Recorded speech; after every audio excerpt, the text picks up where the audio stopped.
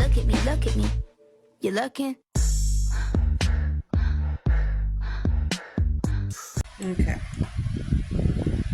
Okay, so while I'm getting my other video together, because I have another food vlog that I want to post up by next week. I said between Monday and Tuesday it will probably come up. But I want to do this video because this was like heavy on my chest all morning. I watched two different two different videos this morning on YouTube. Talk about red flags in dating and plus unpopular opinions about ourselves and other people's and stuff like that.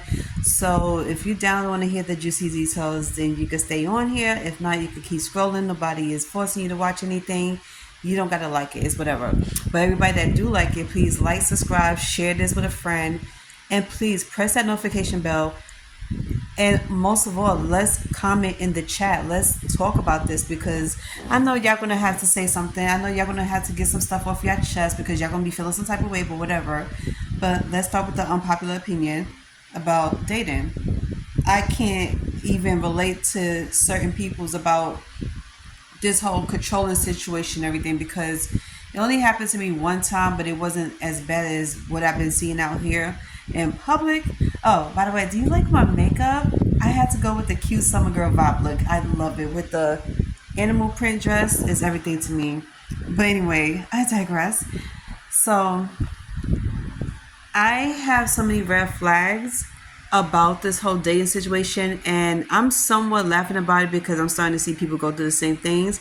But it's a certain type of people that's going through it right now that always claim they would never go through it. They always claim they would never ever go through any abuse or anything like this because they're such great people. They got statuses, they got money, they hang around such a certain type of vibe of a person that is all about the party and everything is like, nothing is heavy. And I always say to people, don't ever say you're never going to experience this shit because you haven't met the type of person that we meet on a daily basis. But spoken like a true bisexual from years ago, I discovered from both sexes some things they have in common.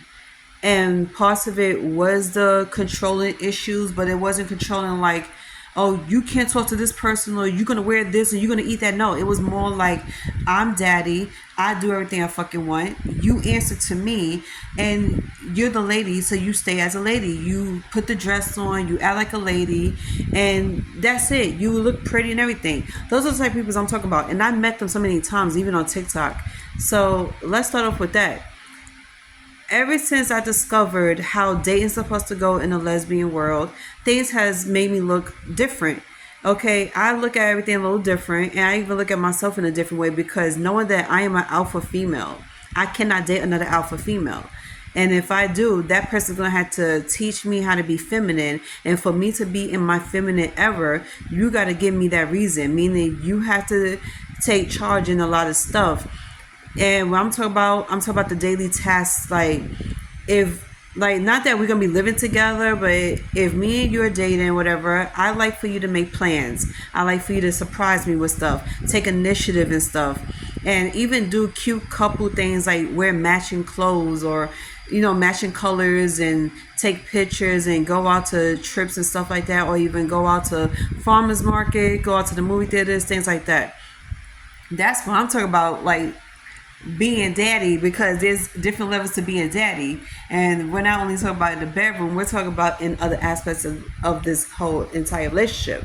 I like somebody who always comes up with different ideas and wants to try it out. I like somebody who's very open-minded and adventurous.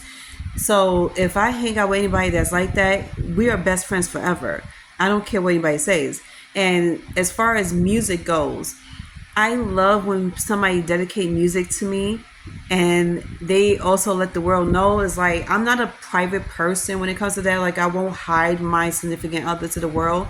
I do let people know that I'm dating, and I do let the people know who she is, how she looks, and that's all they're gonna know. You're not gonna know her name, you're just gonna know her face. You're gonna know that she's mine. And we do things, we have fun, we talk, we joke around, we spend all night together on the phone. So that's one of the things I like. And let's get down to the nitty gritty of the red flags, because I love Gina Janine. She inspired me to want to do this. So shout out to her. I was watching her video like 2 hours ago, and I understood everything she was going through. I was like, goodness, she should know how to pick them. But so do I. I was like, damn, I had picked some of the craziest, wackiest peoples in the world. And the ones that stuck out to me the most throughout my 20s was one of my ex-fiancés and another ex of mine's. And this ex-fiancé only lasted 5 months with me the first time we dated. The second time we dated, we only lasted for only a week and a half. And the reason why I say that is because the moment I started to notice the change of his ways, especially when he got out of jail, I knew I was headed for doomsday. Like, it was not going to work. My number one issue was the fact that he let his mother control his every move. His family always put some shit in his ear, and it controls his, way of thinking, his attitude, and how he felt. And I felt so sorry for him, because I was like, damn, you're never going to be that type of man that's going to ever think for yourself. You're never going to be that type of man to make decisions based on what's in your heart, not based on what's in your family's heart. And he wasn't the type to stand up to them and say that, hey, we have different views, we have different opinions, and what I want is not what you want, and I'm okay with that, and you should be too. He's not that type of person. He's not that type of person to stand up to his mother and say, you don't get to pick out who I date, you don't get to tell me what to do with my girlfriends. He was the type of person that will bite his tongue and let his mother dictate his whole life. And mind you, at that time, he was in his 20s. So I'm like, why would you let somebody do that to you? Me and him was only a year apart. It's like, well, we was almost a year apart, because his birthday is in March, mine is in July, and we both was, in the same year of 86. But I was sitting here thinking about all the times that we couldn't see each other the way we wanted to see each other is because of his mother. And then when he was looking for a job, he wanted to make sure that he made time for me. And his mother put in his ear about leaving me alone. Like I was going to be a distraction. I was a bad person to him. Whatever, all this bullshit, whatever. I say red flag. So second red flag was the fact that he actually tries to destroy me. Like he tries to go to my new boyfriend. And it was somebody he knew. And he was trying to put a lot of shit in his ear. I was like, I would never do that to any female here. I was like, first of all, whoever you date is none of my business. And I don't care if I know the girl or not. That's a red flag. If your ex is trying to come to your new boo or your new significant other, and they trying to destroy you, destroy your character, and make sure that person don't want to date you, red flag. And I suggest you don't date somebody that this person knows. So third red flag is when somebody is always trying to dictate to you or what you should do. No. Fourth red flag. Don't ever tell this person wherever you work at. Don't tell this person all your moves. Because they will try to find you. They will try to look for you, and they will try to stalk you. So the sixth red flag, that's it, 5? I don't know, 5 or 6 red flags. Don't ever in your motherfucking life introduce your mans or your girls to the parents or the grandparents if you know for sure you're not going to date for a long time. Even with the kids. I put it like this. I'm very sensitive to kids, so I would never ever let somebody meet my kids. And that was the one mistake that a lot of people make, because you think in your mind that you have the intentions on dating this person for the rest of your life until that person shows you otherwise. And then you start to regret it. And then what's worse is that if the person was around long enough to create a bond and relationship with your kids, you will forever regret that shit, because now he wants to see the kids or she wants to see the kids, and they want to take the kids out, do whatever they want, and you be like, no, because one, me and you are not together no more, so you're not obligated to do anything with my kids or for my kids. 7th red flag. I don't like anybody who thinks that they're Mr. or Mrs. Know-it-all, and they're trying to shut you down when you hit too close to that mark. When they know you're close to making a point and you're right about certain things, they will go ballistic on you. Like, they will really go crazy on you, curse you out, make you feel low, gaslight you, and then say, oh no, this is not how it is, or this is not who I am, and all this stuff. You don't know shit about me, you haven't been around long enough.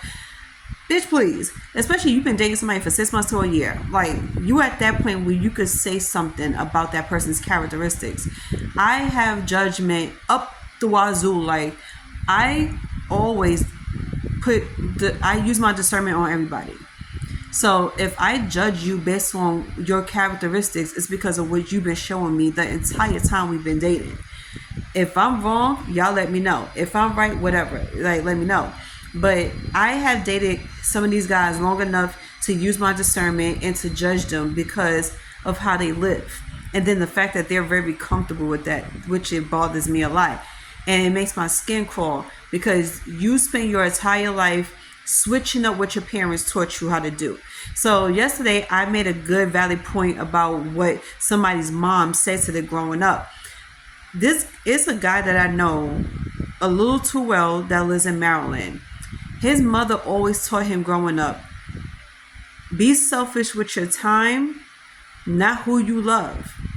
He switched that shit around and was like selfish with who he loved, but is not selfish with his time, because he gave all of his time to more than one woman, even on social media.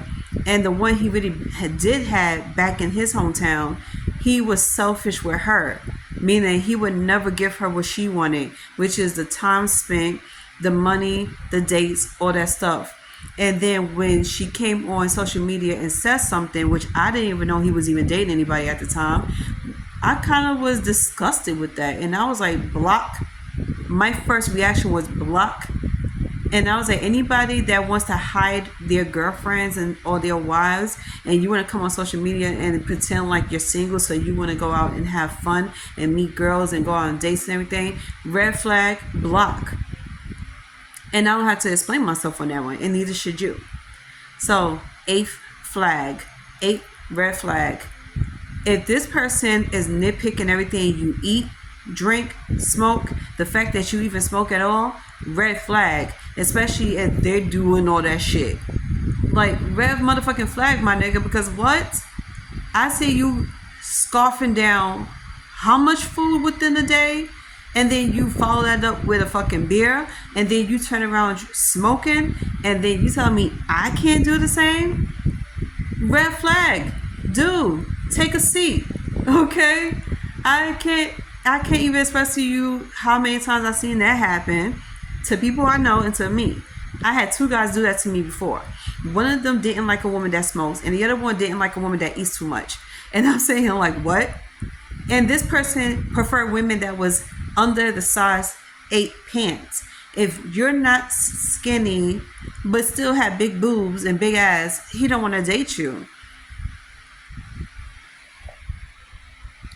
I'm sorry, but is there such thing as a girl that's a less than a size 8 pants with big boobs and big ass? Please let me know, because I never seen nothing like that before. Like, for part 2.